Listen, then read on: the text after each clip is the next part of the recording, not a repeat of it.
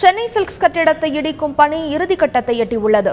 சென்னை தீநகரில் உள்ள சென்னை சில்க்ஸ் கட்டிடத்தில் கடந்த மாதம் 31ஆம் தேதி தீப்பிடித்தது. முற்றிலுமாக கட்டிடம் எரிந்ததால் கடந்த 2ஆம் தேதி கட்டிடத்தை இடிக்கும் பணி தொடங்கியது. 18வது நாளான இன்று இடிக்கும் பணிகள் இறுதிக்கட்டத்தை எட்டியுள்ளது. கட்டிடத்தில் ஒற்றையாக தூண் போன்ற பகுதி மட்டுமே இருக்கிறது. எனவே இன்று மாலைக்குள் முற்றிலுமாக தரைமட்டமாக்கப்படும் என எதிர்பார்க்கப்படுகிறது. அதன் பிறகு இடிபாடுகளை அகற்ற 3000 லாரிகள் ஒப்பந்தம் செய்யப்பட்டுள்ளன. இதற்கிடையே அருகில் உள்ள மேம்பாலத்தில் தொடர்ந்து 20 நாட்களாக வாகன போக்குவரத்து ரத்து செய்யப்பட்டிருப்பது குறிப்பிடத்தக்கது.